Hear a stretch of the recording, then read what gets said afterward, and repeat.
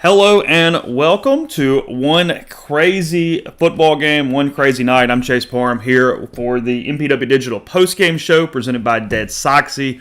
Jeffrey Wright waiting in the queue. I'll go to him in 1 second, but I was going to ask how you guys are doing, but I'm sure your hearts are pounding. You've had quite the exhilarating last few minutes. Ole Miss knocking off LSU 55-49 in Oxford, a game with tons of offense. Both teams going over 1,000 yards there in the first three quarters before the end of the third quarter. Both teams combining for over 1,000. Ole Miss coming back from a deficit, scoring, getting the ball back, scoring again, and then holding off LSU with a ball in the end zone on the last play after, frankly, a bit of a mistake there. You could have just kicked the field goal there inside the 5-yard line, could have taken some of the drama out, but instead, one crazy game, Ole Miss moving to 4-1 on the season. Typically, I have the rapid reaction stuff coming up, but the way that game ended, I decided to talk to you guys. So I'll write when it's over. We'll get it all done. But if you're waiting on that, I decided to hit this button. So we'll jump into it in a second. First, we're always doing this because of Dead Soxy. You know, you get 25% off with Dead Soxy for your socks.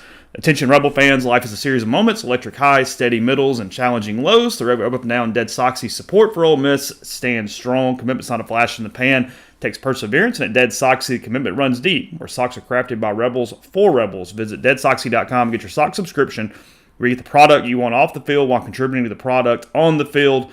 Additionally, enjoy 25% off orders with code REBELGROVE to fill those immediate needs, and always stay Soxy. So again, appreciate Dead Soxy for coming on there as well. Again, we'll get Jeffrey on the horn here in a second. Just like I said, just a crazy game. So get him here. It may take a second to get the audio working, but give me a minute. I know you guys aren't going anywhere, so give me a second and we'll get it going.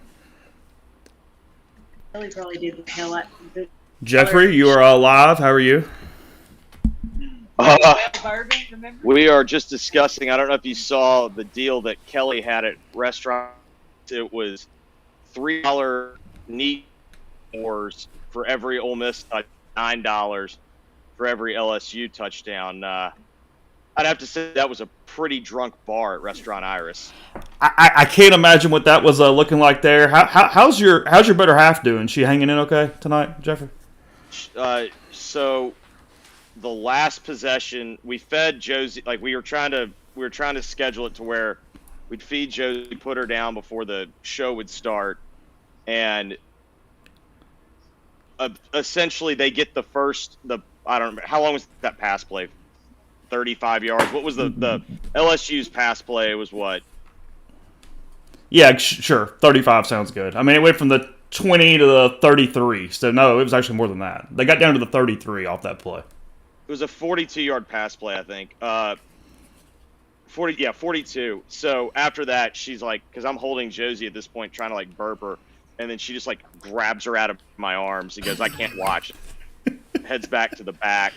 I mean, I think you got to give Ole Miss all the credit, because I think most Ole Miss fans out there would agree. When you saw the dropped interception, you thought for sure they were losing.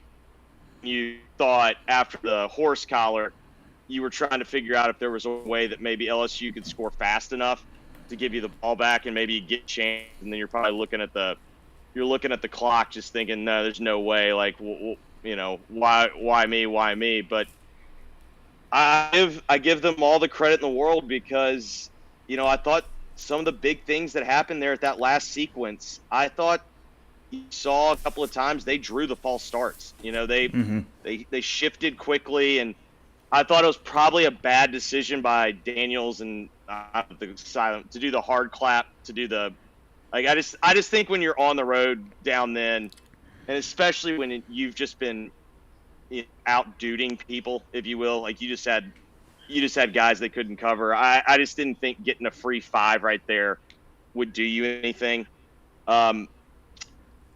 But, I think when you really think about this game, to me, what it really comes down to is you could sense early neither team was going to have a ton of answers for the other. And so I kept thinking, all right, this game's going to basically come down to who is able to finish drives better. And if you look at it, LSU 13 drives and scores on 7 of them. Ole Miss has 12 drives and scores on 9 of them. And I think that's kind of why you're seeing Ole Miss celebrating tonight and LSU going back thinking what could have been. Yeah, look, there's so many things here. I'm kind of doing a Mike and Mike in the morning type setup just for everything. I mean, Ole Miss goes crazy from a total yardage standpoint. They go over 700 yards for the game. Jackson Dart has a hell of a night there from an individual standpoint. Going to just quickly some stats on that. He goes 26 for 39 for 389, 4 no interceptions. Also avoided sacks all night too. Really moved around in the pocket really well. And then Ole Miss just runs the hell out of it. They go 49 rushes, 317 yards, 3 TDs on the ground. Judkins 33 for 177 along with 37. And then Bentley giving them 9 rushes and 90 yards, including that 43-yard scamper for a touchdown early. Dart adds 50 on the ground. They did so many things offensively as they look healthy for, frankly, the first time all season. Trey Harris 8 for 153. Dayton Wade 7 for 64. Watkins 5 for 103. I mean, just on and on and on and on from an Ole Miss standpoint here. Total yards 706 for the Rebels, 637 for LSU. Ole Miss with 32 first downs, LSU with 33 first downs. I mean, just offense galore, and just kept answering. You don't get the 2-point conversion. You still kind of keep coming. And then, look, Jaden Daniels had a hell of a night. He laid it in there multiple times. He got down the field multiple times, threw perfect balls to Thomas and to Neighbors. But the defense shows up and gets those 2 or 3 stops late to give them a shot. And then Caden Davis hits his field goals to kind of keep pace, because it's going to get overshadowed a little bit, but LSU had a 28-6 run there at one point where I tweeted this. It felt like it was back and forth, but it really wasn't back and forth. It was 28-6 LSU after Ole Miss had been up 28-14. I mean, there was something for every unit for Ole Miss to come out of this thing and go, wow. They just kept coming and kind of got it done. Yeah, I completely And you got a bad whistle from the refs a couple times too, because that was not a touchdown in the end zone. I agree that it wasn't a touchdown. I also think that wasn't a 2-point conversion. I think that was I think his knee was down. He didn't. But it's kind of my whole thing. It's like I get it. Like I've always just been of the school, like, bad calls happen. Like they do. Like they just do. And to me, the difference between I credit teams that don't that affect them. Like, I credit Ole Miss for dropping that interception and not letting that crumble them, because that's a team, and stopping those receivers was just such a difficult proposition all night. And I credit them. Keep going, because I really did think, it's not only just they don't get the 2-point conversion. LSU went right down and scored. I mean, it was like that. And so you're sitting there and, when did that next drive start? I think there was probably, 7 minutes maybe on the clock. I'm trying to pull it up. They're 8:24 on the clock. You're right. I don't know. I felt like the whole game, even when Ole Miss was up 14, didn't that feel like that was that's the flimsiest 14-point lead you can ever see? And I would honestly say the same thing had LSU had the 14-point lead. It just felt like neither team was really capable of stopping the other without the other team kind of screwing up. And, I thought a really big play, if I'm Lane Kiffin and I see on that down before the final drive for Ole Miss, and I see the run and sprint out, and, I'm sitting there going, thank you. And, I'm not saying, getting Jaden Daniels on the edge is a bad play, but everyone knows what you're going to do at that point. You're going to try to, run the outside receivers inside, run the little rub play. And Ole Miss had guys in position, and they got a little pass rush. And to me, that's the second half. Ole Miss's defense was far from perfect, but Ole Miss didn't punt in the second half. They did have the turnover on downs, and LSU punted twice, and Ole Miss wins by a score. one thing too. I mean, there's so many things we can talk about here, but they have to get that drive. They have to get down there. Like I said, I don't think Lane was wanting him to go down at the 1 or 2 and kick the field goal and avoid that entire final possession where you're basically kicking an extra point to win the game. Let's talk about that play. Yeah, sure. Obviously, the correct play is to go down. At first I thought they were letting him score. When they showed the replay, no, I think they just slipped. Like, that's a bad, like, they were missing tackles all night, and I really do not think that was a let him score play. Like, because you saw, like, he broke, the first guy on the inside broke back and flipped that way, and then the second guy just, and so I do know the correct play there is, but it's like, it wasn't like they're coming out of the timeout, like they're coming out of a timeout saying, hey, if you get it in the open field, go down. Like, that was a play where I actually think they were playing defense. I think, to me, that's the other big story. When is the last time an LSU secondary was this bad?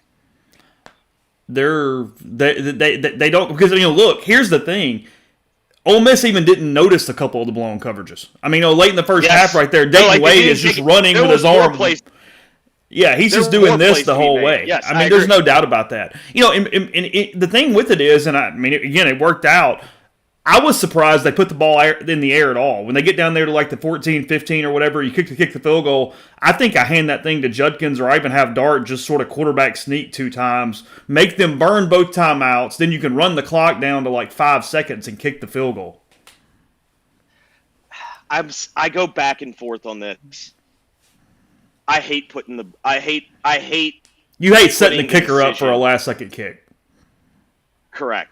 Okay. Like, to be clear, unless it's like a situation where we have 35 seconds and we've got to go, our best chance to score is to get a kick. Like, but in that situation, when you're down there, like last week, Clemson, I hate when you get down there and you're controlling the game, you're just playing for the field goal. Like, but at the same time, I do recognize that might have been the only opportunity where you could make sure LSU didn't get the ball back. So, well, and they were playing for like a 40-yard field goal, and Trey Harris is just a freaking beast, and he just took off and made a play. And I give him credit because all night, there was a couple of throws where he's like just coming on the big shot throws. It was like just coming up short. Guy knocks it out but he stuck with it, and Jackson stuck with it, and they hit the one that big throw to set up everything. Like, that's the one that mattered, where they went one-on-one right over the top. I'm not even talking about the touchdown play. I'm talking about the one up the sideline. And that was just I credit them for not getting away from it and sticking with it, because that was going to be the type of shot they were going to need.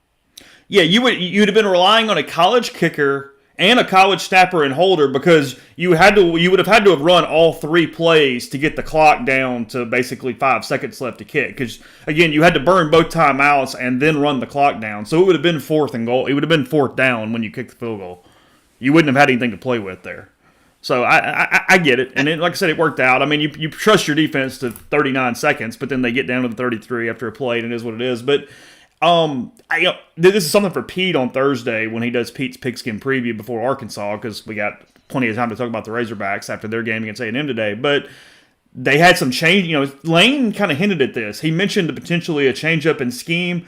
They went to a ton of duo. They got a bunch of double teams up front. They really changed their up front offensive line package, and it paid off. I mean, they ran the ball like crazy. Judkins looked good. Bentley, as long as he doesn't fumble, is absolutely an SEC back. I thought he had some really good cuts, so some good physicality tonight on his part. But they did some different things in the run game, and it all seemed to work. I mean, I thought it was a really good plan up front, and then Dart, again, just had a hell of a day. I mean, it's going to get overshadowed by the passing yards, and I mentioned a minute ago when I was rattling off stuff, but his ability to move in the pocket tonight and avoid sacks, to keep them on schedule as much as possible, I think that was the kind of underlying performance of the game, because if they ever get off schedule during that run, they're going to kick field goals, they're going to punt. I mean, you saw that. It happened 2 or 3 times off those holding penalties. Dart kept everything flowing in a positive direction. I mean, he kind of did his Ole Miss lore game tonight. No, there's no question that's his signature win. But I would also add on top of that, you finally saw why they were so aggressive going to get Caden Prieskorn. Think about, I mean, I can remember off the top of my head at least 3 like third and longs where, it's like 13, 14 yards. That's kind of what killed Ole Miss this whole year. Is basically when they got to third down, it was like, all right, punt team, get out there. Well, tonight they started converting more and more third downs, and I thought he was a huge part of that. Pre-scoring goes 3 catches for 41 yards, and all 3 of them were just huge catches. Just huge. Yeah, I'm pretty sure they were all third down grabs. Yeah, he gets 15 after the catch. Had 4 targets, so 3 of 4 when you were going to him. That didn't get much from anybody else. Bentley had 1 catch for 17. Franklin had 1 for 7. Judkins had 1 for 4, but it was a hell of a one. It was the touchdown on 4th down to start the game. I'm not picking on him because he's not here, and I'm sure they did change some scheme and they made adjustments. You see why I said on Thursday, I believe Alabama's defensive front's better than LSU's defensive front. Like, they don't get the accolades. LSU always, for whatever reason, LSU defenders always get like way more hype. But if you go back and you watch that Alabama tape, all 3 of those guys are just maulers. And maybe they don't have the big stats, but they just blow stuff up in the pocket. And you saw tonight, like, Perkins had a fine game, but like, did you ever feel like, oh my God, this guy's like wrecking things? Mm-mm. And when I watched Alabama play, I thought all 3 of those guys, like, you cannot block them. You know, what I found interesting about Harold Perkins, because I know we have multiple Perkins on the field, the thing about Harold Perkins is, he played 72 snaps against Arkansas last week, and I'm not saying they had him on a pitch count tonight, but there was multiple drives where he wasn't in the game, including the opening drive. I mean, the last, 8 or 9 plays of that drive, he wasn't even out there. Yeah, did he get banged up? Like, I know there was, the play... There was the play, I think, I can't remember if it was, the touchdown where it cut it to 2, but it fell on top of him, and there was, a play where he got banged up. But, I'm not saying, I do understand why. I thought at first during the offseason when some people would say, he's going to be a little bit different player when he moves to linebacker and whatnot. It's a lot different when he can wreck things from the outside. But I kind of thought they were being a little contrarian. I mean, you see, he's not a complete football player. He's obviously, you'd rather have him than not, but, I did see what a lot of the people were saying about, playing him as a true linebacker. What did you think of Ole Miss up front tonight? How much line, how much backs? I mean, 300 and whatever on the ground there. And, not a ton of – they had pop plays, but it wasn't crazy. I thought good enough, right? Yeah. You know what I mean? I didn't think they were Jackson would get pressured. But, I thought they were if you get that type of line play the rest of the year, you're going to be in probably every game with the exception of I'm coming to the conclusion this offense is just it matches up well against almost every team. But you see what Georgia did to Tennessee last year, and you kind of saw what Alabama did to them. And I know people will go, well, Tennessee lit up Alabama. It's that was a career day for Jalen Hyatt and Hendon Hooker. But I'm just starting to think this offense works against pretty much everybody else. But if you've got defenses that can basically just maul the line of scrimmage, and then you've got DBs that are good enough to just straight up play man and essentially, play man, and then they can just tackle immediately. You see, think about how much easier it was to start drives for Ole Miss because LSU's DBs just wouldn't, blow the play up immediately as soon as they'd flip it out on a little bubble screen. Mm-hmm. Everything got going a lot easier tonight for Ole Miss. I've got Brian, I got Neil coming up. Let's skip ahead a little bit. Arkansas next week. Ole Miss going to have to, put this away or whatnot. Razorbacks did not play very well in Arlington today. Texas A&M covers the game. I thought early on Arkansas got some breaks to kind of hang in there and keep it close, and you thought, okay, maybe they still won and make this thing competitive into the fourth quarter. Their tight end hurt his shoulder. He's not going to play next week, I would almost be certain. It looked like that thing was going to be a separation or a break there. with a collarbone or a shoulder with him. They had a linebacker go down at one point. They're coming off their third straight loss now. I'm kind of doing the math in my head for the Razorbacks. Yeah. That's BYU, LSU, and now Texas A&M. What's that look like next Saturday night? So to me, it's kind of the same thing. Like what I'm trying to remind everybody, it's like, all right, why did I have was I picking Ole Miss a homer? No, it can be week to week, and what you have to understand is everything's oftentimes going to be a matchup. The key difference to me this week, and where I would be hand up where I was wrong in Arkansas, is you saw very clearly they could not run the football. Do you have a ton of faith that Ole Miss is just going to line up and stop the run next week?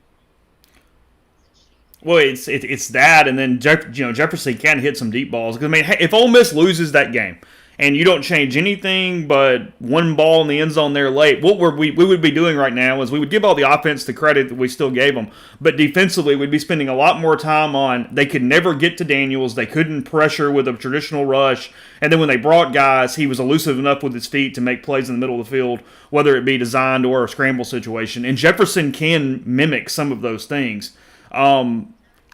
I don't think the matchup, though, is any worse than LSU for the most part. I think Ole Miss is in better shape than they were against LSU for sure because Jefferson's not as dynamic as Daniels. And then, look, I think Arkansas can be scored on. He's not as slippery as Daniels. Mm-hmm. And he's not, Daniels as an NFL passer, the problems he has is not literally letting the ball go and throwing it. The problem that he has is the speed that he processes. He kind of waits to see guys get open, then he throws it. But KJ Jefferson doesn't make – 3 of those touchdown throws, you're just sitting there going whatever. The one-handed one before the half, you're I would love to sit there and crap on Ole Miss's defense, but it's what are you supposed to do? If he puts the ball there and the guy makes a one-handed grab, sometimes good offense beats well played defense.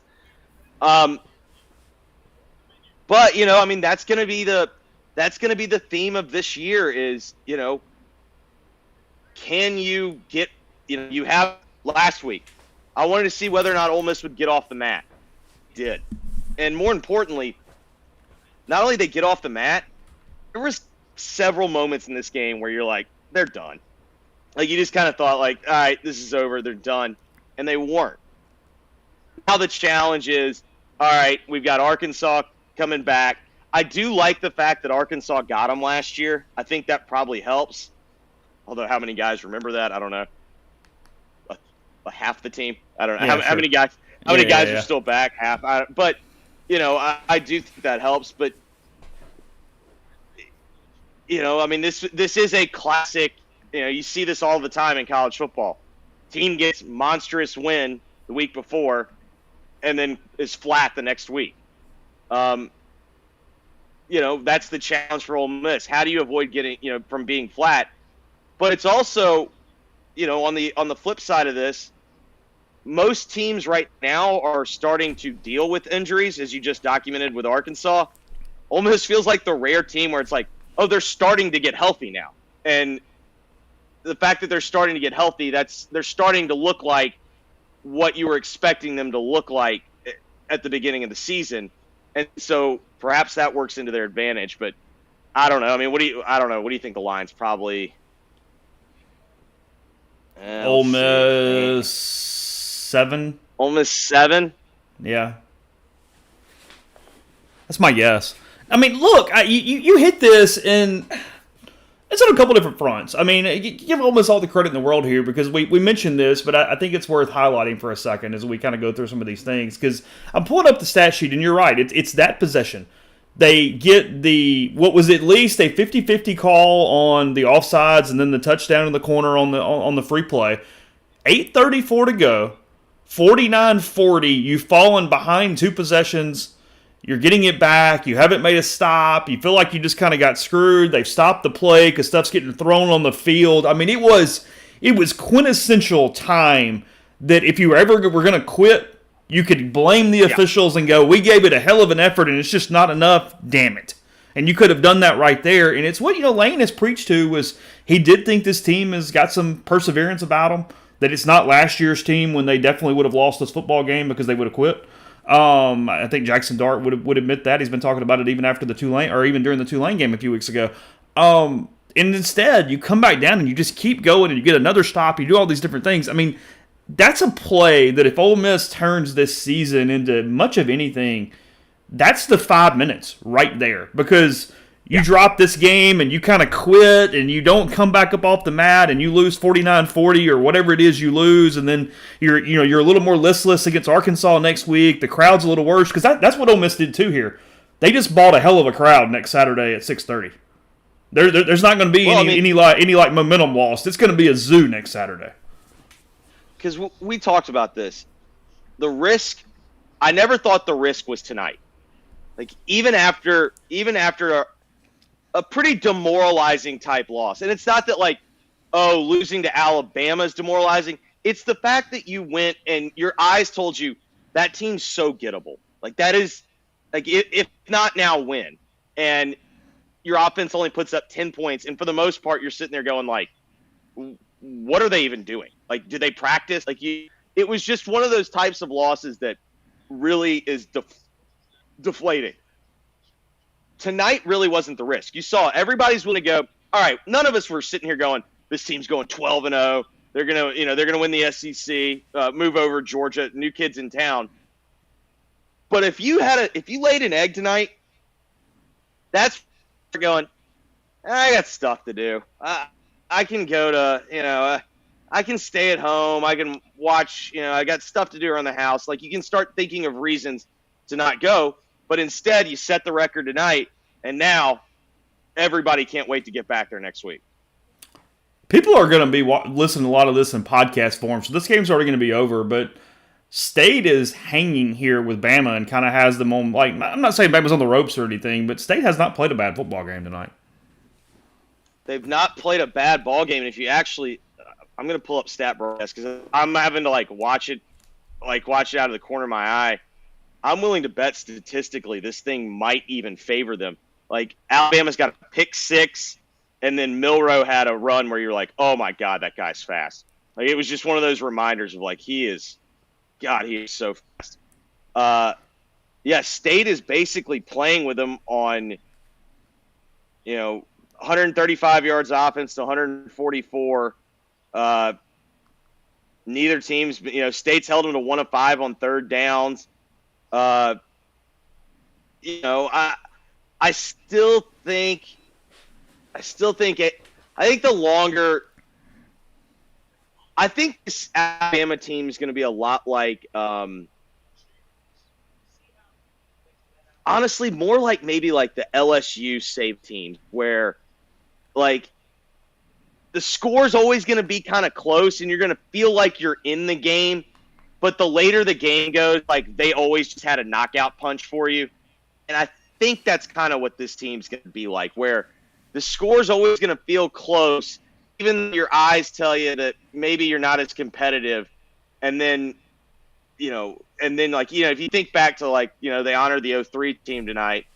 But, think back to that game's fairly close, and then right to start the fourth quarter, they dial up a shot play to, I think it was Devery Henderson or whatever, and then bam, it's like the 2-score game, and it felt like they put it away. Like, I think that's what Alabama's going to be like. But what State has, at least State is acknowledging, like, they're not going exclusively back to the era, but they are at least going, like, they're trying to do things that Rodgers can do, and then they're mixing in right in kind of the Wildcat. It feels like a beautiful, touching tribute to Mullen when he would find one kid to just run to death, and then the other kid would be his quarterback. It's a very touching tribute there. So last thing here from you, I'll let you get back at it. Jared Duke, our buddy with the Super Chat, says, Jeffrey, I'm currently waiting for the hospital to call us to induce labor.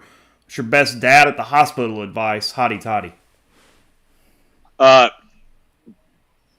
Get comfortable with living in that hospital room. I never did. It felt like prison.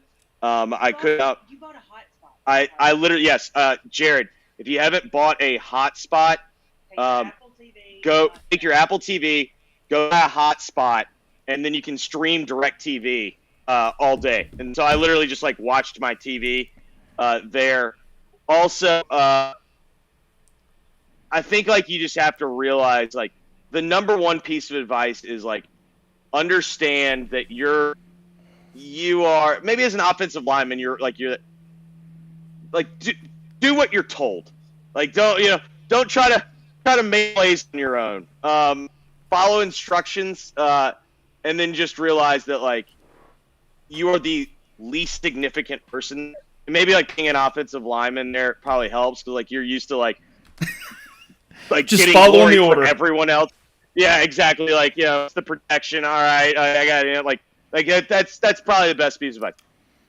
Bring Apple TV or Fire Stick, whatever you use, like because you are going to get bored out of your mind. And then sleep when you can sleep. If there's an opportunity to sleep, when you can sleep. Correct. Yes, Correct. That's it. Appreciate it, bud. Let's hang out. All right, guys. Y'all All right. enjoy. Congratulations. Hotty toddy, y'all. Jeffrey Wright joining us there as he does every Thursday, and then obviously every I don't know why that's coming on. Sorry about that. I don't know what that's doing. Every Thursday, and then for the post-game show as well. Have Brian call in a second. Had some other super chats here. Austin says, love you guys. Appreciate it there, bud. Sammy with one other. Appreciate that as well. Watching Duke, watching Michigan, watching... you can get regular size Ben. You can get my polo. It is at gentileapparel.com/mpw. It has little baseballs on it, is what this one is. You can see there. It's little baseballs on this polo. Brian has one that's a little darker blue. Also has the baseballs on it. So, yeah, gentileapparel.com/mpw to get this here polo. Yeah, Neil has not come in yet. He's not told me he's done. It was pretty good pandemonium kind of on the scene there. So I think the press conference probably took a minute, probably took a little while to get there to it as well. So we'll see what time he gets there. I see the Oxford Police Department has tweeted, "Pray for the square." God knows what that is like. Any of you guys on the square tonight? That's watching this? What's going on?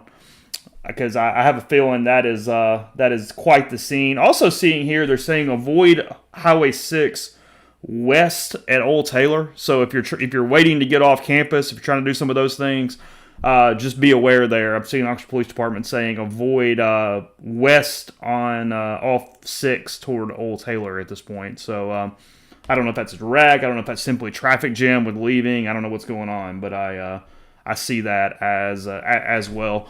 So we'll get Brian in a second. Again, we'll have Neil whenever he does get done with his obligations. But just kind of recapping here again, Ole Miss winning this thing 55-49. Duke up on Notre Dame late. Okay, I'll flip over there.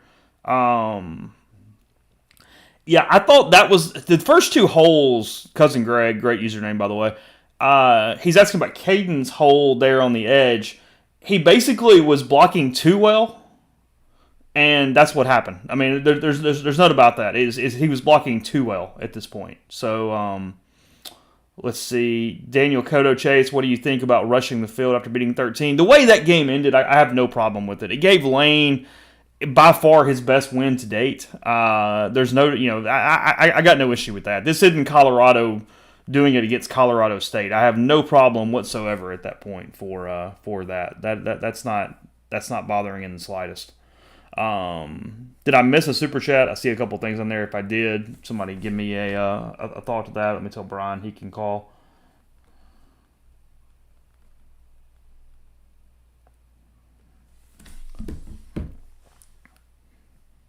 Yeah, I mean the hospital part having the kid, I get, I understand it, but at the same time, again, you can get comfortable. You're going to make some memories. It's going to be a deal that is going to, look, it's only for a short period of time. Hopefully, if everything's all right, it's going to be all right.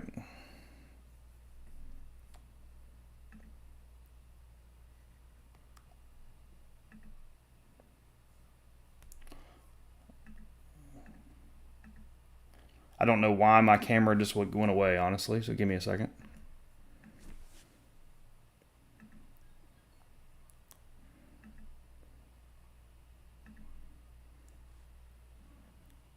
Hey, Brian, how are you?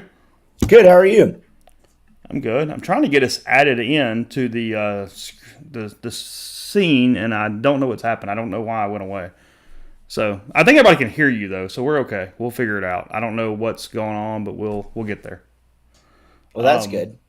Yeah, I don't know. Like I said, the cameras just did not go where they were supposed to go. Okay, sorry. Anyway, again, I'll get it figured out in a second, everybody.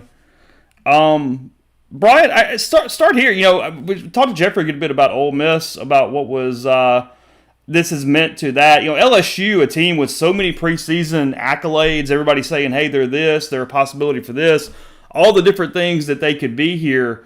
This is a team now that it is not out of September yet, and their national title chances are completely done. They're finished.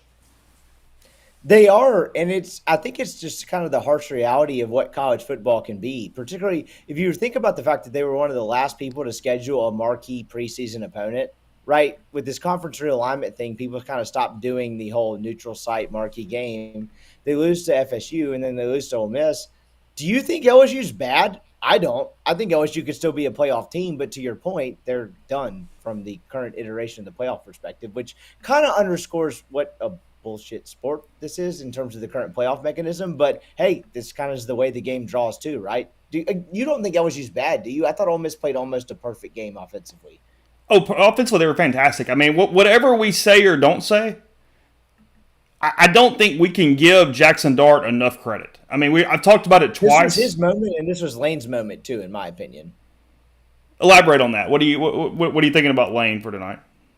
Lane needed a signature win, right? After the Alabama loss last week, some stats started flowing out. I got fed one by Siski and Weldon, which was not quite mathematically accurate, so I had to delete off of X or Twitter or whatever they're calling it these days. But point being, he didn't really have much of a signature win, and this was, I thought, the biggest game of Lane Kiffin's career. I thought for different reasons, this is one of the biggest games of Jackson Dart's career, and they both shined. The offense was incredible. The offense was the reason they won the game, and Jackson Dart was 26 of 39 for 4 touchdowns and 389 yards. It couldn't have gone better for Ole Miss.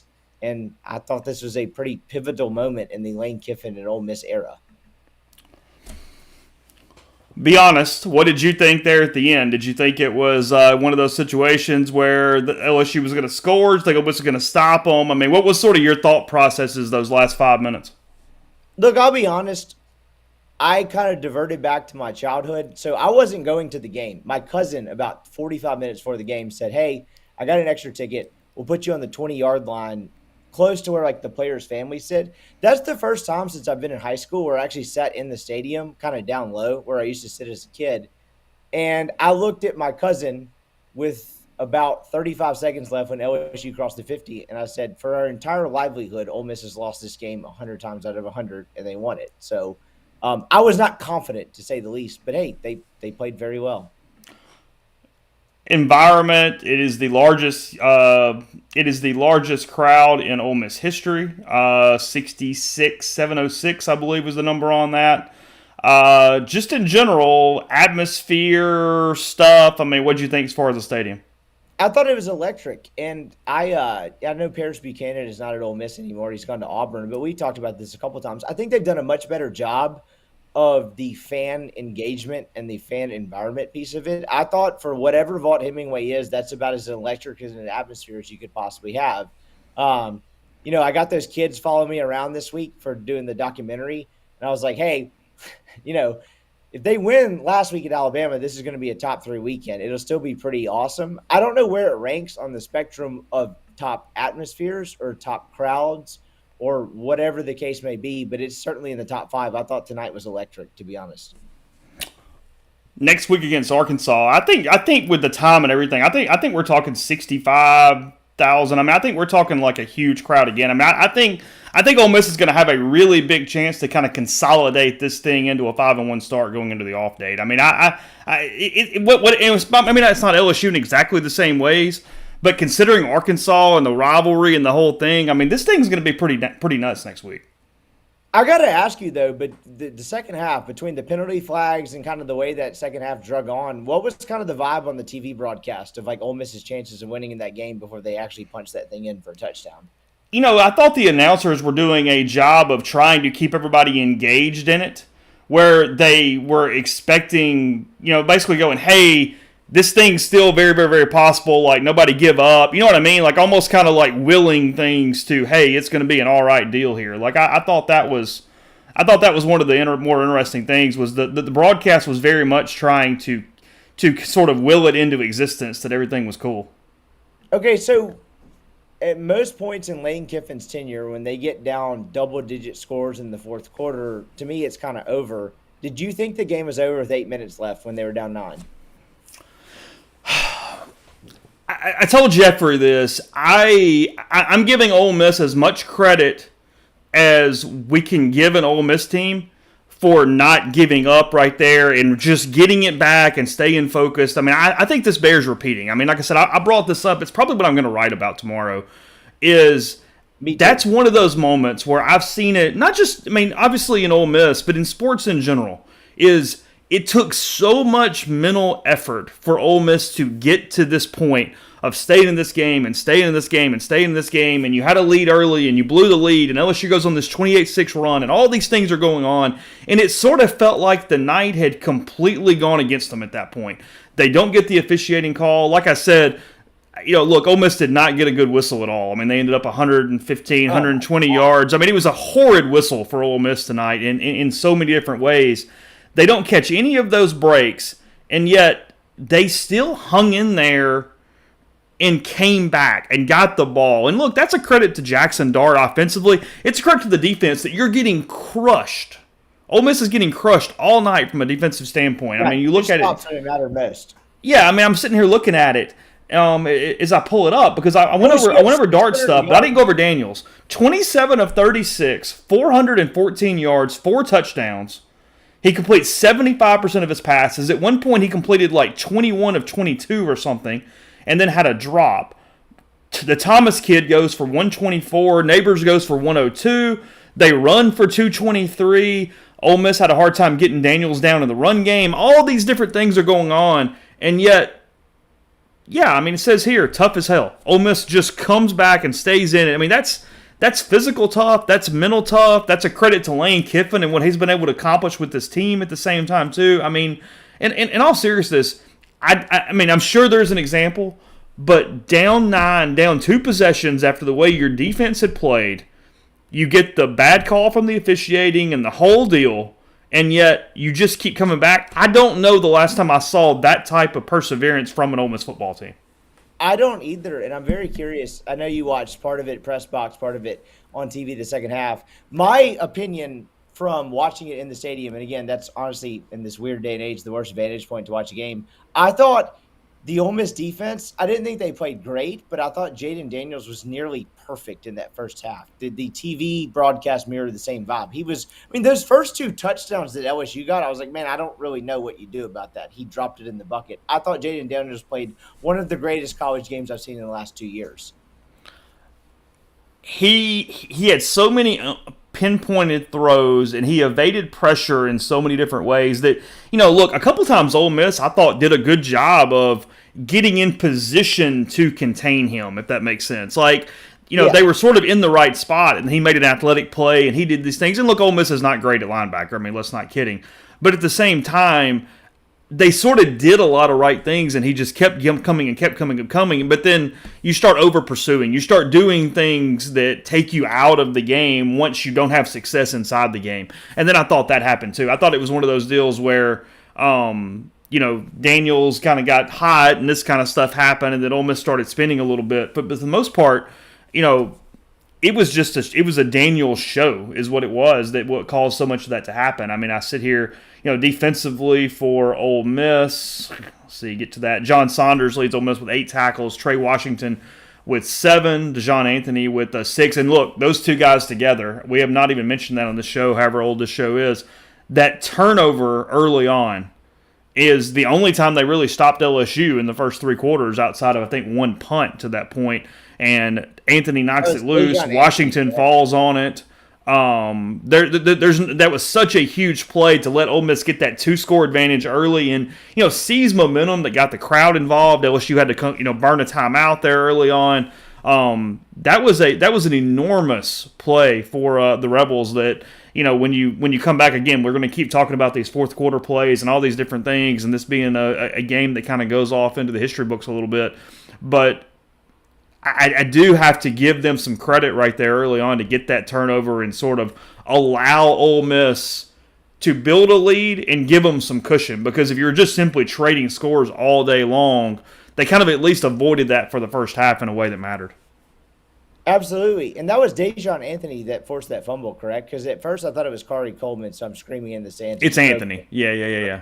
Multitude of reasons. But hey, so second half, LSU was almost perfect offensively. Did that give you 2019 vibes at all, where it was like Ole Miss cannot stop them? They're just going to have to do it. I mean, that LSU's offensive efficiency for about a quarter and a half there was unreal stuff, and it really didn't have anything to do with how bad Ole Miss was. They were just kind of precision perfect, in my opinion. I'll tell you my viewing experience here, because I went to this game for a half. It's what I always do for home games. Is I stay for a half. I kind of like get everything done, and then I'll come get set up and be ready when the game ends for the show. And when I left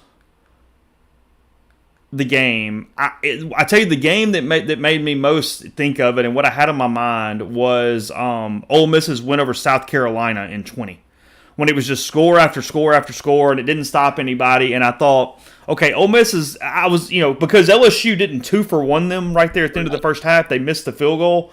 I went, okay, Ole Miss is okay, but in my mind, they had to win a game at that point that looked like that South Carolina game where you just outlast them and outscore them and keep coming, and it puts so much pressure, but at the same time, that's where you are and that's what you got, and it just is what it is. So I thought that's what was going on. And then the two times that I audibly essentially screamed, because I was pretty locked into the game, was when they scored the touchdown and didn't go down, because Jeffrey and I sort of talked through it, but I still know myself, I would have kicked the short field goal there to win and take that. I don't want Jaden Daniels and Malik Neighbors on the field. There's just too many bad things that can happen with those dudes on the field. So I understand not putting it on your young kicker, but at the same time, like, you got to realize who's out there and what's going on. So I would have done that, and then it's said in the stream when that horse collar happened, and they get even closer, and they're going to get like 3 plays right there. It wasn't necessarily the big play down the sidelines. Was that once I saw where they went out of bounds? I know it was a 33, but once they got the horse collar, I went another flag, another thing, and then boom, there you go. Was that actually a horse collar though? You talk about Ole Miss getting an unfavorable whistle, man. I don't know why we have replay. Ole Miss is stingy about replays. The touchdown over in the right corner of the north end zone.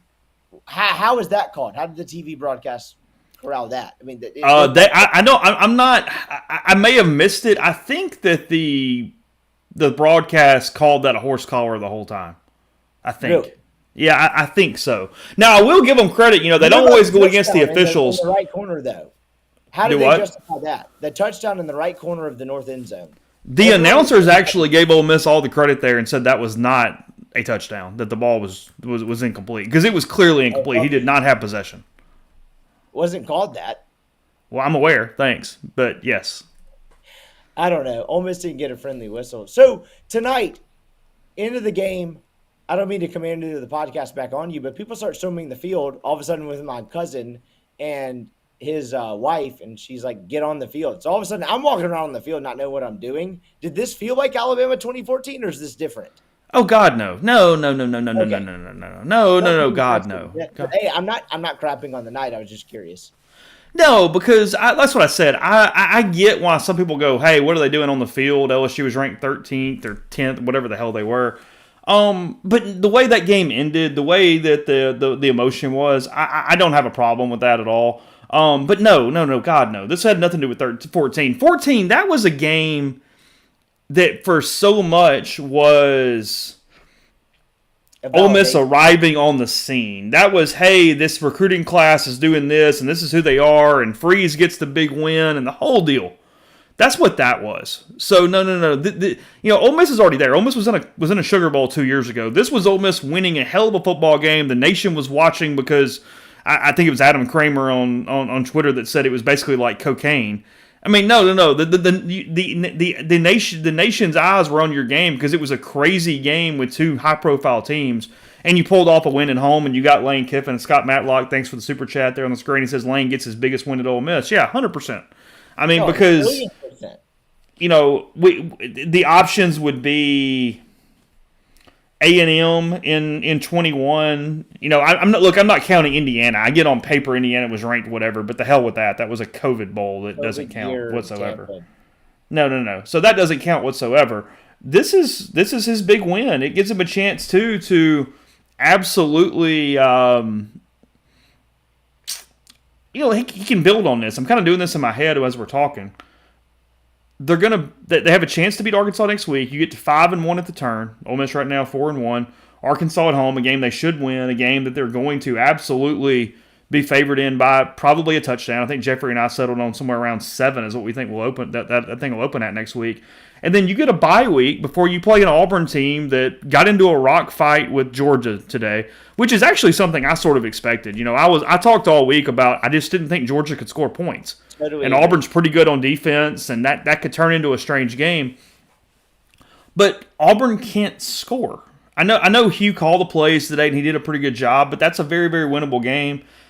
Ole Miss is in good shape right here. I mean, Texas A&M's got a backup quarterback. I know Georgia's still down the thing, but look, Ole Miss offensively, when Trey Harris and Caden Priestcorn are healthy, they're a dynamic offense. And it was said way up in the stream, Jordan Watkins deserves an amount of credit that he has not personally gotten yet because, look, he's not a number one receiver, and he's had to play number one receiver for a lot of his time at Ole Miss because of just injuries and not having that go-to guy, and he's put up numbers, and he's dealt with the best defender on the other side. He's even been bracketed a few times. But when you allow him in this offense to not have the primary effort from the standpoint of, look, Trey Harris is obviously commanding the top attention, and you let him be that number 2 guy, then you got Dayton Wade that can get down the field and do some things in that standpoint. Watkins is really damn good. He's sure-handed. He runs good routes. He's in the right place. Jordan Watkins is in good shape. I think there's an extra layer that he probably deserves some applause that he doesn't get because he's not necessarily seen as this, premier wide receiver even on his own team. He and Dayton Wade were the maximum amount of what they are able to be. And Ole Miss, to reach their full potential, needed Harris. They needed Franklin back. They needed Priestcorn back. But they were never in a 2021 position where it was like Auburn when Drummond goes out and you're like, my God, who the hell are they throwing the football to? Because of those two. Those two stabilized the receiving core in a way they couldn't have. And again, not to commandeer the show, but I'm very curious. The last question I have for you is, Ole Miss, Lane Kiffin, that last 8 minutes, how differently do we talk about the Lane Kiffin era if they don't win that game? I mean, that was as big of a swing of a last 8 minutes you could have in recent memory for me. I guess I'll ask you it that way. How differently do you talk about the Lane Kiffin era if he doesn't win that game? I don't know. The era, I don't know. The season, though, and just the current snapshot of where you are, no, I mean, it's beyond words. I mean, people in the stream can chime in, but no, they would be on back-to-back losses against the 2 highest profile teams they've played to date. There would be people all week going, well, I mean, they have 3 wins, but they were Mercer, Tulane, and Georgia Tech, and look, Georgia Tech lost to Bowling Green at this point. I mean, all those different things. And instead, it sets you up to consolidate it and have a great opportunity. I mean, no, it changes everything with Lane's situation right now because he's able to, hey, they lost Alabama, but it's 1 loss and it's whatever and all these different things. I mean, no, we would be discussing this team trying to hold it together against Arkansas next week. We would be talking about, this one set up a chance to lose twice because of it. I mean, it would be doing all those kind of things. I mean, it's a complete 180 from a perception standpoint, and then probably also the standpoint of even how the team kind of reacts. Because now, I mean, look, you always want to learn and build off wins instead of losses. That's much easier. And when you've got a team of transfers the way that Ole Miss does, anytime you can do that and you can get some adversity and fight through it and keep building that gas tank up of, the reservoir of, hey, we've dealt with this, we've been here, we've done all these different things. I mean, no, it makes for a completely different week, a completely different environment, and a huge opportunity for Ole Miss on Saturday. I agree. I mean, and now Georgia doesn't sound like a death sentence that it was that we thought in August or September. Like, I'm not saying it's a winnable game for Ole Miss, but does that game feel remotely the same as it did when you saw it on the schedule in July? No, it's winnable. I mean, look, I'm not saying Ole Miss is going to win. That is a difference. Georgia's going to be favored. Georgia still is a very, very good team. But 100% that game is winnable because if you put any scoring on them whatsoever, you can stress them out. Because, I mean, Carson Beck's only played well against UAB from a quarterback standpoint. I think that remains the one game on the schedule where you go, whoa, I don't know, once you got through this one. But at the same time, I mean, no, they're not the big gorilla that is completely unbeatable compared to what some other things too. I mean, again, I'm not saying Ole Miss is going to win. Ole Miss is not going to be favored in that game, but it is less of a final game boss than it would have been in some different situations. Cousin Greg saying $9 million a year has to win this kind of game, which is what made last weekend frustrating. Yeah, 100%. Now again, Lane Kiffin's salary, if I said winnable, not they're going to win it. That is a difference. People don't like reading comprehension. Yeah. I'm not saying they're going to beat. Not saying they're going to beat them. That's not it. Yeah, that's a good point too. They do have to cover Bowers with someone, and I don't know what the hell that's going to look like. But that's not a problem for today. That game's on November the 11th. If Lane Kiffin beats the teams that he makes more money than their head coaches, Ole Miss goes 8-4. But at the same time, you're paying Lane Kiffin $9 million for the ability to beat the teams that are higher valued than him, that have more salary than him, that paying the coaches, that have more money, all these things, and create moments like tonight. You're paying Lane Kiffin for fans to feel and experience and do the things they did tonight, and then you're paying him to beat teams he's supposed to beat. And outside of that ending last season, he's mostly beat teams he's supposed to beat. That's something that Lane is historically pretty good at as a head coach.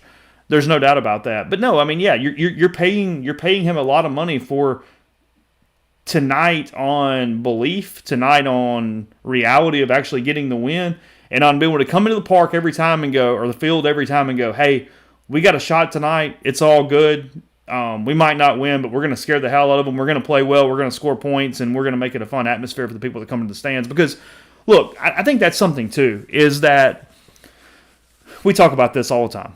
It's never been easier to stay home, to not go to the games, to watch on TV, to not invest in the program. You don't know the players, all these different things. There's going to be more people than were actually at the game tonight that said they were at the game tonight. Because you had to be at the game to get that feeling and the whole juice of what, no pun or anything, that was around that atmosphere and that environment. And, look, when you're watching this game on TV, yeah, sure, you're nervous and whatever, but you're not getting the nervousness and then the exhilaration when you win the game the way you do when you're in the stands with 65,000 people and you're all biting each other's fingernails and going through the thing. So it's games like tonight, too, that next time they play a big team or they've got the big environment, you're more likely to go, you know what?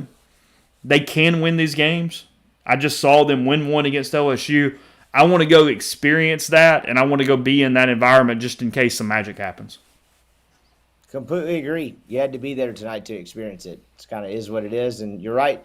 66,000 were there, allegedly, according to the attendance, and there were probably about 100 that said they were there.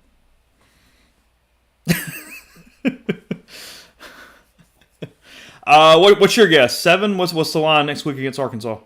Man, I'm really bad at this. Jeffrey would be much better than I would, but I would say between 5 and 7. My Okay. first thought was 5.5, but given the way Arkansas played today in the second half, I'd probably go to a touchdown. I'll go Ole Miss -7. I think that's about right. They can't block. Where do we think A&M is right now?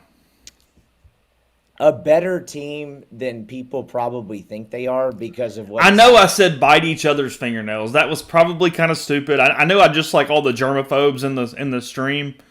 Like You were I know I advocating for freaked people you to out bite to a each level other's that's hands? hard to do what?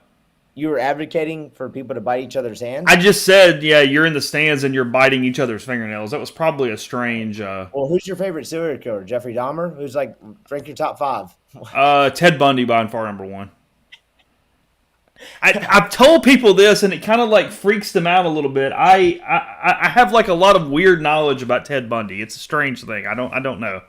The Stranger Beside Me is the best true crime book ever written. It's Ann Rule's Good thing account this of. is on air. We're going to need monitoring Chase at all times. I'm a little worried now. It is Ann Rule's account of being friends with Ted Bundy, and that is yeah. I'm just saying. Yes. So hold on a minute. Did Notre Dame just score to give Duke the ball back? Did they do the same thing? I don't have a TV going. I paused it to do this interview. What happened there? What's the score? It's 19-14. Notre Dame is setting up for a 2-point conversion, which is going to give Duke the ball back with 31 seconds left. Okay. What Well, did you think of the decision tonight? Down 49-40, go for 2 versus a field goal. What did you think? I get both sides of it for the record. When are you talking about? Help me out. Ole Miss is down 49-40. They score, and they can go down 47-49, or they can go for 2 and make it a one-score game. Ole Miss kicks the PAT. What did you think of that math? No, I was fine with it because you're setting up a win with the field goal. Either way. Correct. And the reason I agree Yeah. with it was Ole Miss had not stopped LSU all night, but with 5 minutes left, I think the mindset was LSU, even if Ole Miss doesn't stop them, they're not going to try to score. With 5 minutes left, they'll try to run out the clock. So that's why I agree with that. But there was a lot of chatter about that in the stands at the time, is why I asked. Yeah, no, I mean, as Clutch says, the field goal doesn't give you anything. Go for 2. That's fine. I had no issue with that. Yeah, Duke is probably not scoring with 31 seconds the way that LSU would be scary with Neighbors and Daniel and those guys. I don't think Riley Leonard is doing the same situation against that Notre Dame that Notre Dame defense. Would you have run the ball 3 times and put Caden Davis out there for like a 35-yard field goal? Given the way that game went, I think going for the touchdown was absolutely the right play. Hell, they needed every bit of it. They needed every bit of that touchdown versus the field goal difference. So I cannot doubt Lane Kiffin and any decision-making from that standpoint. I would have gone for it. I mean, the game was fun. The game was almost at 110 points at that point. You got to get as many as you need. Yeah. Agree or disagree? You would have kicked the field goal? You look like you might have kicked the field goal. I would have kicked the field goal. I mean, I would have run the ball 3 times, and if I could get him down to kicking like a 25-yard field goal, I would have kicked the field goal. Because I think the odds are higher of hitting a 25-yard field goal than it is stopping them from scoring or doing whatever at that point. Okay, that's fair. You're going to have to refresh me, though. Given the timeout situation LSU had, could Ole Miss have actually run it out? Yeah, that's what I'm saying. Yes, you had 3 plays. They only had 2 timeouts. So you could have run it down, and you could have called timeout and stopped it with like 5 seconds left and kicked the field goal. So that changes my answer, but hey, they won the game anyway, so I won't question them too much. Yeah, just saying. I think I think that would have been completely the play. That's what I would have done. I mean, there's 100% truth to that. Yeah, Kiffin wanted him to go down on the 1. Oh, really? Yeah. So I'm watching it live. Haven't seen the TV replay back. So he was wanting him to go down and kick the field goal. He didn't want the touchdown. Yeah, because like I said, it runs all their timeouts let down, and then you just go down and Yeah, 100%. What was the Notre Dame Duke line? Did that just 5.5 cover? at close. Oh, so that just covered. What happened? Well, they're up 21-14 with 31 seconds left. Yeah, that definitely did. Okay, that's what I thought. All right. I think Notre Dame's pretty good, honestly. Yeah, I do too. I don't have any. I think they just lost again. I mean, they lost to a good Ohio State team. Now, only having 10 men on the field there for the last play is something. That's big math. But Who's winning the SEC West? do you think Alabama loses 2 more times? I was talking to someone about this on the way home from the game. I think it's certainly more possible than it's been at any point in the last 5 years. And I don't even actually think Alabama's very good. But point me to 2 losses. What are the 2 losses, in your opinion, if you look at their schedule? LSU and Tennessee gets them. LSU and the Iron Bowl gets weird. I don't know. Can Auburn make it weird and beat Alabama? Right. So I don't know how to point to the 2 losses. It's really less of a reflection of what I think Alabama is and more so of like, man, Ole Miss missed their opportunity and I'm not sure what's left. I don't mean to put a damper on the night and all of that tonight, but I don't think Alabama's very good. But, man, that schedule is not as bad as you would think it would be. So did Riley Leonard get hurt on this play? I'm watching a paused screen. You're going to have to narrate it for me. Oh, his leg got rolled up. Oh, Jesus. Was that one of the squeamish plays? Yeah, maybe. I don't want to look back up and see a replay, but again, for people watching on the podcast, we're watching the very last play of Duke Notre Dame, or there's actually 18 seconds left. But yeah, Riley Leonard was definitely rolled up here at this point. I think there's a tie for the SEC West title. Between who? I don't know. My point is nobody's winning this thing outright. This thing's about to be completely it's not going to be clean. What did you think of them honoring the 2003 team at halftime? I had no issue with it. No. I think you're doing it for your fans. That team made a lot of people happy 20 years ago. You've got Eli. You've got P. Willie back in town. I'm kind of past the point of, I mean, unless you're doing something really dumb like, auctioning off a Dak helmet during an Ole Miss game or letting Tuberville do a hottie toddy on the screen, which has been done. I'm good for just making your fans happy, and that's what it does. I mean, we said this on the podcast the other day, and it's worth repeating. Is between the foundation with Denson and Javon and with the M Club with Jessica, they're doing such a damn good job of bringing players back and getting players involved and really rectifying something that was not good for a really long time outside of a certain era. They've done a phenomenal job. So anytime you can do that and get those guys back and around the program, it's a positive. I have absolutely no problem with it whatsoever. I don't really either, and I was mostly poking fun. I think to echo what you said, what Javon and Denson have done is incredible work that was so needed. But at the same time, when Ole Miss goes up 21-7 at one point in the first half, then all of a sudden they're surviving and barely up 31-28, and a team walks out on the field that's like, hey, you were a devastating loss to LSU away from winning the West. I'm not going to say I was the only one in the stadium thinking, oh, man, this could get weird. I don't know what schedules are, so I have a hard time critiquing because I think you should do it if you can do it no matter when it is. But in a perfect world, I do it against A&M, not LSU. 100%. I'm not even critiquing them for doing it. I just thought it was a funny moment in the game where it's like, man, Ole Miss should have been up a whole lot more, and all of a sudden Eli and David Cutcliffe for like 2003 co-champions, Jonathan Nichols. It's. I mean, yeah, I get it. What are we flipping to now, guys? Are we back on State, Alabama? Is that the play at this point? There is, but there's also a pretty good, if I'm not mistaken, late night Pac-12 game, and I can't remember off the top of my head what it is. Is it Washington? It's Washington. Maybe it's Washington, Arizona, and I just lied, and it's not a good game. But I swear I thought there was one more ranked matchup. I could be. Yeah, I have not heard from Neil yet. We're obviously not going to leave before he comes on, but I have not yet seen him say anything. So we're still waiting on that. We'll see. Let me ask him what his ETA is, just for my own planning purposes.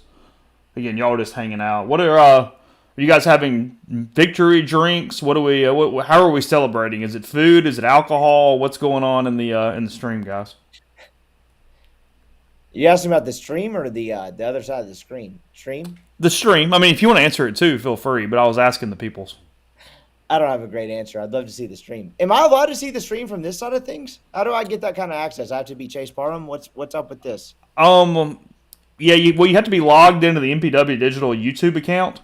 Okay. But how am I trying to team up with Rose Bowl on Gene's page? What am I doing? Oh, that's a cloud activation. Look into that a little more.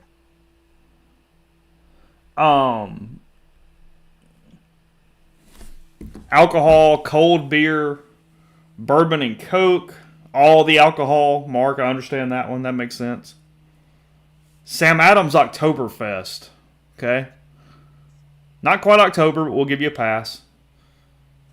It's kind of like putting your Christmas decorations up before Halloween's over, but it's okay. Or vice versa. I come home after Labor Day and MC's got pumpkins all over the house. I'm like, can we cool it for a bit? I think that should be jailable offense. Neil is headed back up to the press box. The interviews just now ended. What does that tell you? Oh, that's a good thing. Yeah, I mean, just an update here. He said that interviews for Ole Miss just now ended, and he's headed back up to the press box. That told me that it took forever to get them off the field. Okay. So nothing beyond that? You don't think the post game was anything special or different than it normally is? That's a long time. I wouldn't think so. I mean, look, I'm messing with you guys. Like, I'm mostly trying to work up some frustration from people who've already put their decorations up for different holidays. It's okay. I'm clowning around a little bit, and it's okay. Y'all don't hate it. That? Do what? People are mad about that? Well, I mean, there are some people probably that did some things, and I've picking fun a little bit. It's all right. It's no big deal. Yeah, I'm wondering how many people they gave from an interview standpoint. That might have been part of it too. Is they might have brought 10 people. It might not have been 2 or 3. It's a home game. Everybody's around. That, or you and Neil ask a question, then the TV guy asked it 5 minutes later in the exact same way. That usually speeds up the process. Yeah, I think so. So, anyway, we'll get him in a second when we get that. Brian, appreciate it though. Thanks for hanging out a little bit. Sounds good. Talk to you next week. All right. It's Brian Rippey joining me there. Yeah, I'm just, like I said, I'm playing around. Y'all are all in a good mood, so it's all good. Again, just kind of recapping a little bit here. I think Neil will be here in a second, the way I understood it. Again, Jackson Dart, 26 of 39, 389, 4 touchdowns today, tonight. You guys have been really blessed with gutsy quarterback play the last few years in a way that you can really get behind the guys and they can be your quarterback. I mean, what Corral did at times, and then Jackson Dart. Dart not sliding. He kind of gets catapulted there at one point. Did so many things with his feet. He impressed. I mean, I'm sort of a Dart stan a little bit for a lot of times, and he really impressed me today. I mean, he and that entire offense did so many good things. It's obviously a good story. Somebody asking about the bear behind me in the screen. That was Clark's, my son who passed away. And in 2015, I keep that was from the NICU there, so I keep his bear behind me. That's what that is. So yeah, I mean, I can talk about it a lot better now than I used to could. So all good. Yeah, I don't mind explaining that whatsoever there. Yeah, I think Neil will be back in a second. He was walking back up. It takes a minute to kind of get around a little bit. Yeah, Ole Miss gave up no sacks. I mean, Brett, that's a really good point that I still think is a positive that just isn't talked about enough. Is Dart's ability, they let the play keep running there. They let the play keep running there when he got the ball to Judkins, and he kind of went around the end and did all that stuff. But it's a really, really, really, really good job of him today to avoid so many different troubles in all those different ways. Let's see. Stanton, thanks for the super chat. He says, does tonight, after your idea of Ole Miss's year-end, change the year-end win total? What scenario would have to play out for Ole Miss to win the West? Let's see. Does it change the win total? Ole Miss has a golden opportunity based off what I see from other teams to this point. I think it does change my win total. I think as long as Ole Miss stays healthy. I mean, that's the caveat for any team. There's no doubt about that. If they stay healthy to an extent that makes sense, I think 9-3. So I'll probably give them a game. I think I had them at like 8-4 before this, something like that. 7.5 wins. I think I'm up closer to like 8.5 now from that standpoint. So somewhere in there. What would have to do to win the West? Well, obviously, if they win out, Alabama could lose. I mean, I get that. You're asking how, not when that's going to happen or how that's going to happen. Look, A&M can beat Bama. A&M can go on a run. And now, look, sure, Ole Miss can lose to Arkansas next week. You're just saying if you told me to kind of predict it and what's going on, that's kind of where I would have it. Is in that spot. Okay, Neil's calling, so let me get to him. Let's see.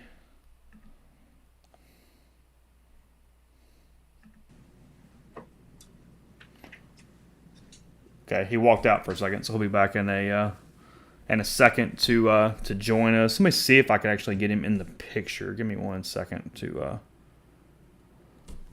work on that for a second while he's coming back. Yeah, he said he would be right back in 1 second, so that's no problem at all. We'll get that.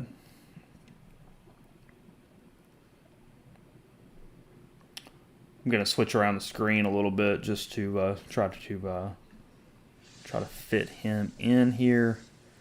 Again, he'll be back in 1 second.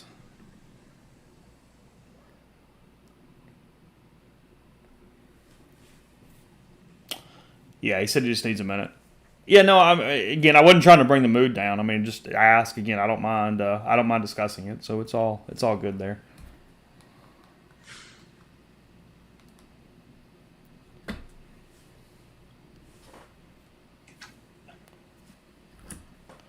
What else let's see. What Tennessee is over now, so they've won. We got State and Alabama. We got that West Coast game with Washington here as well. Yeah, no, look, I mean, sure, there's coin flips. I mean, look, they could still win how many ever. They could lose however. I mean, they could lose to Arkansas. They could lose to Auburn. They could lose to Georgia. They could lose to A&M. Those are all losable games. But this offense, when it's healthy, is very, very good. And that's going to carry them to some wins. And, I mean, again, there at the end, you got to think the defense grew up to what extent they did. So that matters as well. Your audio is live, Neil, so just adds FYI there. Okay. How are you? I'm good. So, hopefully the Wi-Fi holds up in here. Sorry. You seem a little frazzled. It was a long post game, and because of questions, or they were late getting there. No, just questions. There was a lot of repetitive questions. Just kind of goes on and on and on. People ask questions because I think they need to hear themselves ask questions. But we got there. We had Kiffin, and then Quinshon Judkins, Trey Harris, and Jackson Dart. So it was just offensive guys. So we'll get to what they said in a second, but kind of take me through your thoughts, those final 5, how many ever minutes. I mean, Jeffrey and Brian and I talked about it. Ole Miss had so many chances, especially after they get the questionable call in the end zone on the touchdown, all those different things. They get that opportunity to kind of applaud themselves and quit at the same time. And to come back, you score, you get the stop, you score, you get the stop, and kind of hang in there. It speaks to everything Lane Kiffin has talked about, that maybe this team is different than last season. Yeah, it's the story I'm going to write when I get home and sit down and transcribe and write a little bit. I've got a column up already at rebelgrove.com, but that has a little bit of Kiffin postgame in it, but I haven't had a chance to sit down and compose it. I thought the critical moments of the game kind of started with like 8.5 minutes left. Ole Miss was down a couple of scores, and maybe I've got it here. No, that's exactly right. That touchdown happened Okay. to put Ole Miss down 9 with like 8:34 to go. Yeah, and they went for it, right? And I mean, well, they'd gone for 2. They went for 4th and 5, didn't get it, paid for it, and it showed you in that moment, that Kiffin was already thinking, "Hey, I don't think the defense can stop them. We're going to have to keep scoring." It was like he referred to it as the COVID defense in 2020 when they couldn't stop anybody, and you just had to keep going. And so in that moment, I mean, I kind of thought, well, this is the most pivotal drive of the season, because if you don't score here and you punt it back to LSU or turn it over or whatever, you might not get it back, or by the time you get it back, it might be completely out of reach, because I mean, they were rolling up offense, and Daniels was playing with so much confidence, and they drove. I got it here in front of me. 65 yards, 10 plays, 3 minutes, 18 seconds. I thought that was just crucial. And they get it to 49-47, and then to get the stop and get the ball back. Again, I mean, there was kind of nothing that would indicate, hey, they're going to get a big stop here, and not only a stop, but a quick stop. To get it back to the offense in time to do something with it. And then obviously the final drive was the stuff that people will remember for a long, long time. But I think the drive before the final drive was the super important one. It's the one that I'm going to write about tonight. Is you're down 9 points. You had to get a score, and Lane said he felt like they had to get a touchdown. A field goal wasn't going to do much for them, because they didn't feel confident that they were going to force another turnover or anything like that. And I just thought it was huge. Yeah, I mean, it says a lot about how different this team is, because it would have been easy. It would have been easy at 8.5 minutes to go, it's not our night. We can't stop them. Point some fingers. Do the officiating thing. All that stuff. It would have been super easy to do that, and you'd still wake up tomorrow with the first day of October, and your title hopes would have been dashed.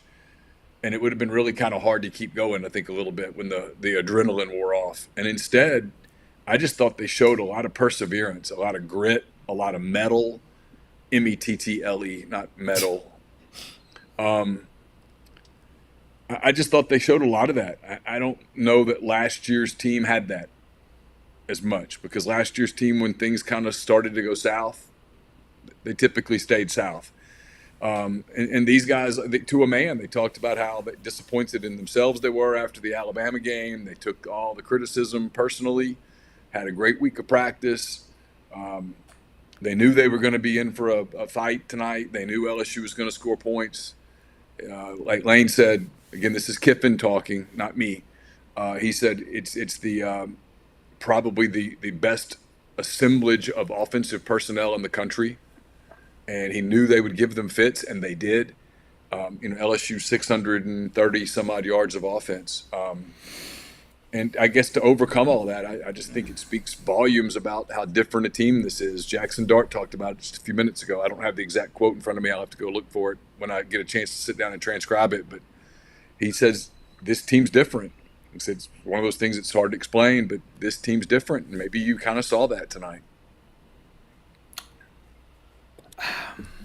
So I guess first let's do this, because so far it's 2-1 on what you would have done. Would you have taken knees and kicked the game-winning field goal in the last play, or would you run a play to score a touchdown? Yeah, if you read my column, I know you haven't had a chance yet. You'll know that Lane not. wanted to. Yeah, Lane got that signal in a second late. I was watching Lane. Trey Harris was running right at me. I was standing in that end zone, and I saw Lane drop to a knee, and I knew that wasn't like emotion. That was, oh shit. We gave them the ball back. Yeah, he was trying to get him to go down at the 1, make LSU burn their timeouts, and then kick the field goal. kick an extra point to win the game. Yeah, it actually would have been shorter than an extra point, but they did not get that signal in. So Trey didn't have that signal. They didn't know that. So he scored. And obviously, Lane looked up and said, "Oh, damn." And because that put Ole Miss up 4, and they were going to throw it on the 2-point play. And Lane realized the math. That's why they called timeout right there, to change the play to a run, because it didn't really matter whether they got it or not. I mean, LSU was probably going to make the extra point had they scored, right? So that's what all that was about. Yeah, I would have absolutely set up for the field goal and tried to win the game the way that the defense was struggling. And sure enough, I mean, LSU was like, boom, boom, and they're down at the 16-yard line or whatever. And, with a couple of timeouts and 2 or 3 shots at the end zone with Malik Neighbors and Thomas and all those cats running around. Mm-hmm. Yeah, that's you probably didn't. That's probably not what you drew up. But Lane said something pretty poignant. I thought he said maybe it all kind of works out for a reason, because the defense got to stop, and maybe that will build their confidence, because obviously they didn't play well and they've got to get better.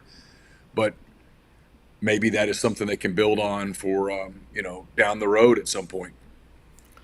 Well, I mean, in some ways, it played into, look, he had that parable up all week, all over the building, and it was, no matter what happens, maybe something good happens, you don't know what that's going to mean. Something bad happens, you don't know what that's going to mean. Just keep coming.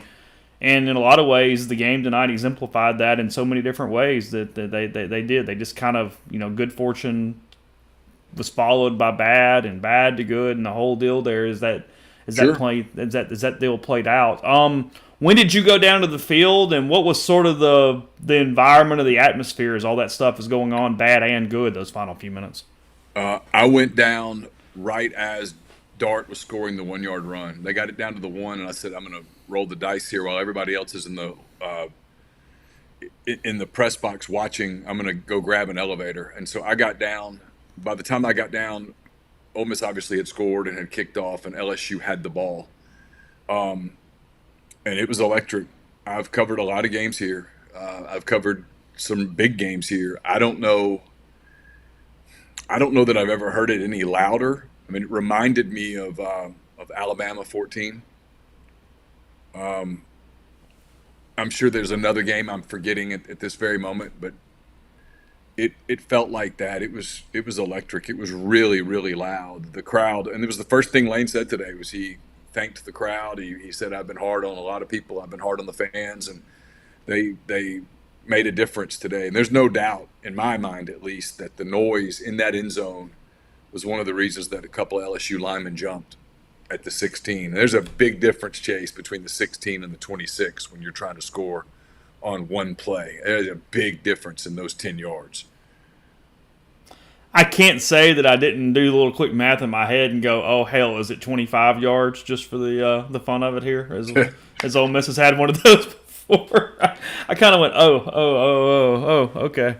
I've spent a good bit of the show doing this, and I know the offense as a whole, but I've centered a lot of this conversation around Jackson Dart and his ability to move in the pocket, his ability to make throws. I mean, he had a couple misses, but he's just a damn competitor. He did so many things right tonight. I mean, he has taken over this team and taken a step and protected the football and shown so much maturity. I don't know if we necessarily have the words to kind of what he did tonight to win this football game. He was amazing. Look at his quarterback rating. On a day when he had to be amazing, he had to be really perfect, because Daniels was too. They both were elite. I mean, I'm sure there's a lot of criticism of both defenses tonight, and that comes with the territory. But the two quarterbacks were awfully good, and I just thought Jackson was fantastic. I've kind of thought he was fantastic all year. I thought he was good against Alabama. They just didn't have a very good plan, and Alabama played them really well, and it didn't work out, and quarterbacks get criticism. And then here, look, a lot of credit has to go to Ole Miss's offensive line. There was a lot of criticism last week, and deservedly so, but today they really kept him clean. There were only a couple of times, really, that he got hit. One on that or really got pressured. One on the ball that got batted down on the 4th and 5. That was just good pressure off the edge. It was a good play call from LSU. But they played really well up front. Judkins had clearly his best game in a long time in an Ole Miss uniform. I thought Prieskorn was impactful both as a blocker and a pass catcher. You had the big play to Watkins. Just a bunch of guys stepped up. They had to. Again, when the other team is putting up 630 whatever yards it is, if I'm off a few, I'm sorry. You don't have a lot of margin for error offensively. When the other team scores 49 points, you don't have a lot of margin for error offensively, and there wasn't much error. That was no sacks, no turnovers, 55 points. That speaks volumes. The swing that this game does, because that ball in the end zone, they don't come back. I mean, we're talking about how do you get back up next week for Arkansas, and you expend the effort, and is the crowd going to be a little sleepy, and all those things that could have been going on, and instead, I mean, I said this half an hour ago, you're gonna get a juice zoo next Saturday for Arkansas, and the ability to go 5-1 at the turn with an off week and the whole Hugh Freeze thing. I mean, it turns everything into opportunities now because you're still very much alive in your goals. Yeah, for sure. That was kind of what I wrote about. And the other thing is, I mean, look, obviously, if they're going to do some 11-1 kind of season, they got to get better on defense. Period. They got to figure some things out. They got to get better. Yeah, it's the best offense they'll face all year, but still, I mean, they gave up 500 yards basically to Georgia Tech. You know what I mean? I mean, there's no spinning the fact that defensively they have a myriad of issues, but now they have a little bit of time to work at it. They're going up against an Arkansas offense that's pretty beaten up. Arkansas lost a critical player on their offense today in the first possession of their game. They weren't the same offense without having that tight end as a weapon. Ole Miss can relate, obviously. When they didn't have a tight end, their offense was pretty stagnant. Tells you that probably the going rate for tight ends now out of high school and out of the portal is going to be pretty big. But they should handle them pretty easily. Defensively, Arkansas is just not good. Then they get an open date, and then they go to Auburn. Auburn's not a good offensive team. I know they gave Georgia a great game today. And then they get Vanderbilt. Vanderbilt's just not a good team at all. So you have some time to fix some things. And, there's a 2-game swing now coming that, God, it looms huge. If it goes the way I think it's going to go, you play a really good, solid. I mean, we all do the Texas A&M jokes. Get it out of your system. The way their front plays the last couple of games, it's been real. Mm-hmm. And then, Johnson's a good quarterback. They've got some weapons. They use weapons. They are very good in special teams. Texas A&M's for real. They're going to give Alabama all they want next week, I think. And then obviously, is that next week? Okay, I think that's next week. Okay. And then Georgia. We're getting ahead of ourselves if you go, well, Georgia suddenly is whatever. But Georgia's no longer this offensive juggernaut. They're defensively, they're very, very good. And Bowers is a terrific tight end. Maybe that's a theme. But there's nothing about their offense that's intimidating. And so who knows, man? Maybe it's all going to be there in front of them to have like one of these kind of magical runs. They've got some time. And had they not won tonight, you wouldn't have any of that to play for. Maybe you still go on some roll and you still roll through the games I just mentioned, but it wouldn't be with the same enthusiasm. You would have to muster some enthusiasm, and you would be the defense. We would be talking about the defense instead of talking about what they accomplished. We would be talking about how defensively they just got sliced and diced and the whole deal. And so the fact that we, are having that conversation, and they can have that conversation tomorrow. They can watch a defensive film. It won't be fun probably, but they can watch it coming off of a win and let it be a learning experience, knowing that they have some time before it's going to be a minute before they face a balanced offense. Frankly, it's going to be Texas A&M before they face a balanced offense again. So they've got some time to fix some things and figure some things out from a personnel standpoint. They've got to get better linebacker play. They've got to find a way to get more pressure on the quarterback. That's been a problem all year. And I think they have some speed issues in the middle of the field a little bit that exploit. But again, they now they have some time to do it. And, I mean, all of their goals are still pretty much in front of them, and they'll have to have some help against Alabama. They need this LSU team to beat Alabama. They need Texas A&M to beat Alabama. But other than that, I mean, they control their own destiny, and I'm sure they can still tell themselves in their room, hey, we go 11-1, good things might happen. And 11-1's still on the table. It's on the table till it's not. And look, the script is the one that flipped now for LSU because that's 2 losses. There's no playoff. There's no national title. There's none of that stuff. There's, at best, a dogfight in the SEC West for whatever that's got going on. I mean, he's going to have a bit of work to do to kind of keep them together right now from not dropping a few more and letting that turn into whatever it turns into. Agree completely. Yeah, I mean, and you have all of those weapons on offense, and you look up and you've already got 2 losses, and the calendar's just now turning to October. That has to be pretty sobering, I would think, for them. Bentley has turned into a really clear weapon there to go along with Judkins. I mean, his first step cuts are as good as you've seen. He is quick. He showed you that, maybe he was just banged up for a lot of last year. I know he's changed the weight around a little bit, whatnot. But, I mean, he added a dimension there that even when Quinshawn kind of couldn't get untracked a little bit, I mean, he completely separated that thing and gave him a run game. Yeah, I mean, he goes for 90 yards on 9 carries today, scores a touchdown, and more importantly, in that third quarter when Judkins had to get an IV, he stepped in and had some big runs. When, again, they couldn't have serve broken. You know what I mean? I mean, they had to keep controlling serve, and Quinshawn's got a needle in his arm getting fluids, and he stepped in and was huge in those moments. Quinshawn gets 33 carries. That's 1 less than he had last year at Texas A&M. I mean, they rode him hard today. Yeah, Jay Young, thanks for Super Chat, says, can we just say LSU has probably the best offense in the country? 3 of those touchdown throws were indefensible. Not many teams are stopping that offense.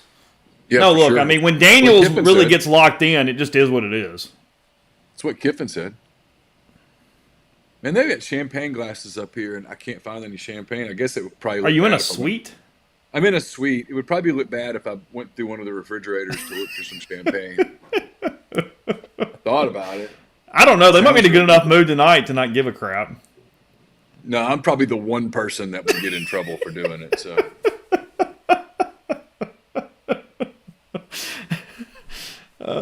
Alabama up on Mississippi State. They'll give me a bottle as a parting gift at some point. Alabama up 34-17 on the Bulldogs. That's not a cover yet. 14.5, I think, is that line, if I have that right. So it's been a weird game. I know you hadn't watched it, but I went 5-0 on my college picks on my little deal with Tyler. Did you really? I did. I didn't get my money line, but I got all 5 games right. How about that? Are we just at the point now where Trey Harris does make that much of a damn difference? Yeah, I think he does. You know, because like Franklin really didn't play much tonight. I'm not sure he played at all. He got 1 catch. Okay. Yeah, no, Harris is critical. And I think he and Prescorn are the 2 guys that maybe Jackson looks for the most. I know Watkins had the big catch, and Wade's a big part of their offense, but I think when he needs a big moment, I think he likes having Trey there. That's kind of his guy. And, man, he does a lot of things physically that just some of the other guys can't physically do. It allows Watkins to be that number 2 guy, which is what we keep talking about, that you just really can let it run and roll and kind of get there. We kind of covered it. I've talked to you, Jeffrey, now, Brian as well. Parting thought going into the week. I mean, we're gonna turn we'll talk about this on Monday. We'll turn the page to Arkansas, obviously, but 34-17. Oh, it is a cover. Never mind. I didn't look. It took me 3 times to pass college algebra. Okay, guys. So it takes me. What was that line? 14.5. I'm just a moron. Yeah. So, yeah, we're good. It's 10:36, and you're making me do math. I don't know what the hell is going on. I've already had to admit on the show tonight Ted Bundy's my favorite serial killer, which is a strange sentence. So, yeah, we've had a night. Yeah, that's what they said, too. What's the theme of the week? I mean, it's simply just them consolidating this and not letting it bite you. Because, I mean, you look in the past, and it's some of what Ole Miss has done at times in their program, since you and I have been together, is you get the huge win, and then boom, you know what I mean? You kind of give it back. They need to not give it back. They need to get Arkansas next week.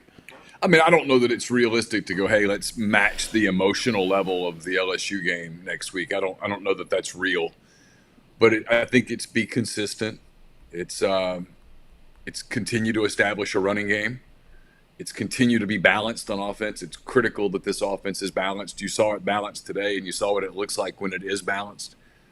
And then, I think defensively, it's just you don't have time to celebrate anything defensively. I mean, you've got to fix some stuff. And I think Arkansas presents a get-well opportunity defensively a little bit. They're not good up front. They've lost 3 in a row now. They lost their freshman tight end that was really impactful for them. So it's probably an opportunity to get well and build some confidence going into an open date and figure some things out. And I think the one thing they can't do is you can't let Arkansas get their running game going where they control clock and shorten the game, because if you're Arkansas, that's your only hope, is that you shorten the game and you maybe force a mistake or two. But they're not good defensively. They're not good up front on offense. I don't think it's going to be that. I think it's going to be one of those deals where Ole Miss just has to show up and sort of take care of its business and learn how to win a big game, if you will, without all of the emotion that you had today, and then go into an open date and get ready for what will be it's a long way away, thank goodness, but going to be an emotional game at Auburn where you know what you're going to get that day. Was Heath injury related, or was that something else? He left to go to the locker room, and then he came back, and I don't think he played, but so I don't know whether he got injured or whether he got sick, or I don't know. What time are you getting up to watch the Ryder Cup? Like 4:55, something like that, for Sunday singles? No, I anticipate I will be riding until about 1 in the morning. So I suspect I will miss the Ryder Cup. I couldn't tell you the score of the Ryder Cup right now if you put a gun to my head. Europe is winning in blowout fashion. Oh, I saw where Rory was pissed off at somebody, but I didn't. He's mad at a caddy. Oh, okay. That's about as angry as golf gets. As you got a caddy and Rory yelling at one another in the car park there in Rome. Well, that is somewhat catty on his part, pardon the pun. Yeah, the caddy got in his way and messed up his process, and we're still mad about it a couple hours later. So, yeah. Anyway. That's probably not why I lost. Yeah. All right, get out of there. Appreciate it. All right, see you. All right. No McCready there, obviously, on the show. Give me 1 second to get me back the way it needs to be. Away from Classic, Y, 69. There we go. All right. Kind of had to edit that on the fly. You had Ole Miss 55, LSU 49. You guys have been outstanding tonight. Hope you enjoy your victory, your week. Just a crazy game. Like I said, I kind of yelled out loud a couple times there in the last 5 minutes myself over plays or something that seemed impossible that was happening there in front of us. As Ole Miss goes for over 700 yards, 706. Dark throwing for 389. Judkins and Bentley and rushing for 317.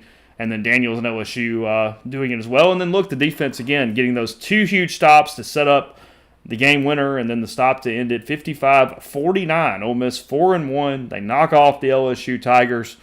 Crazy game in Oxford here for that. Dead Soxy, as always, thank them for helping us out. That's code REBELGROVE, 25% off with deadsoxy.com. So get your socks. You can help with some NIL packages, get your subscriptions, all those different things there with Dead Soxy. So again, 25% off with deadsoxy.com and more. and we will be back next week for postgame shows. Ole Miss and Arkansas, 6:30 from Vaught Hemingway Stadium, and a full week of MPW Digital as well. We had a huge week. Thank you guys for that, and we'll talk to you again very soon.